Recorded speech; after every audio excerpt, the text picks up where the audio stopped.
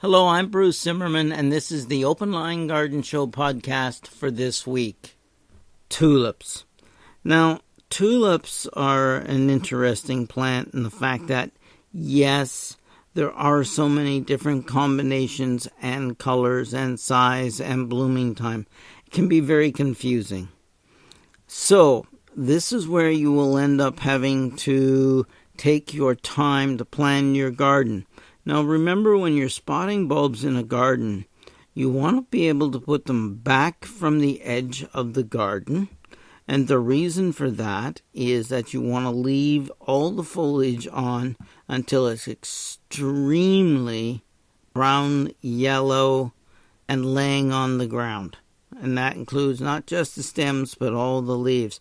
This way you know that the bulb has built up the maximum amount of stored food for the coming years. If you take it off before that, you'll find that your bulb will slowly disappear in size over the years. And tulips are famous for doing that. So yes, you will probably go and have to replace them in the future. But the more care you give them, the longer they will last in your garden. Now, I always give them a little bit of plant food first thing in the spring as they're emerging. They can emerge quite early and then sort of stall. They stop developing with the cold.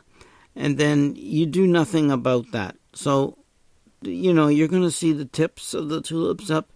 That's fine. Those are leaves. Those are not the flowers. Leave them alone. Don't go and mulch them and try and protect them. No, just leave them alone. Now again, you follow the standard rules that you plant according to instructions. And that's usually 6 to 8 inches down, 6 to 8 inches apart, and in odd numbers, 3, 5, 7, 9, 11. The farther away from where you're going to view them, the bigger the clump. If you want them to bloom at different times, you've got to read the labels on the boxes, etc. Because there are many different blooming times. There is some that will come up and bloom for you in June, and there are others that will bloom in late April. Depending on the season, that always moves, okay? Now, with tulips, you're going to be able to pick such a wide range of varieties. And normally I would always say I never mix my tulips up, particularly if I'm planting tulips and I want them to give me a show. But please don't go and put different colors together. I find it very disturbing. I like the clusters to be of one color, one type of tulip. Now, I will admit that if you can, there are a couple of combinations that are out there, and you'll see them prepared for you, that will bloom basically at the same time with daffodils and tulips, and the colors will basically match and blend, etc. And the same thing will happen with tulips, where one of the colors in one of the tulips will be picked up by some more tulips of the exact same color, but be only of one color. So let's say you've got a red and white tulip. The bulb that goes with it will be a matching red only tulip. These can be done and they are effective, but they're harder to do, and very often they're usually done as kits so that you can go and know that you're getting the right bulbs at the right time, at the right heights, and you do have to plant them early. Now, tulips can be planted any time you can dig the ground.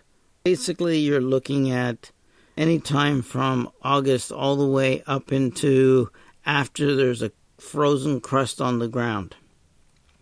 But I like to plant them somewhere in between. I don't like to plant them that early unless I'm doing a combination with the daffodils and the tulips. In that case, I put them in early. The tulips, let's start with a few and understand height is everything. Normally, when you're dealing with some of the very early ones, and the whole tulip, when it's in bloom, is only going to be about 6, maybe 8 inches tall. And that means that that's about the depth they're going to be. But some of the Darwins, Triumphs, and some of the late tulips, I do like to plant deeper. Just what I find is they last longer over the years. So, again, mix up good soil, and that means rich, organic, well-drained. They will tolerate the heavier soils and clays, but you'll find that they may break off and produce a lot of shoots that are very small and get smaller and smaller and smaller. And this is encouraged if you do not plant them deep enough. So it's very important that you do that. So what you want to do then is, again, odd numbers. So let's take a Fosteriana tulips. Now, these are really nice tulips. These are one of my favorite groups of tulips. They're generally fairly short. And one of the nice things is there are some taller ones, but they're also very hardy. And so I would go with those. And then there is also the Gregis and the Kaufmannis and some of the species types. So these are all some of the smaller, earlier tulips. Now, let's go with one that I do like, which is the Orange Emperor. And the reason I like the Orange Emperor is, okay, so it's going to be 16 inches tall. It's going to be fragrant, which is unusual in a tulip. But you've got that sort of color, and it's not too late, not too early. It's good for cutting, as is the flaming varieties of Fosteriana, like Purissima. Flaming Purissima is a red, or I should say maybe a rosy red and white, which blends and goes across, and it's fragrant as well, 16 inches tall.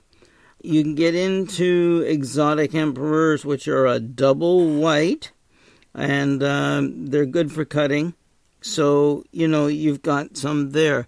There is others as well. And I think what we'll do next week is we'll go and we'll do a few more different groups of tulips. I think that would be the best way to do it. But I need you to start gathering your tulips and following the rules and get them planted sometime in tulips, generally October. November, if you're getting really late, not a problem either. I'm Bruce Zimmerman, and this has been the Open Line Garden Show podcast for this week.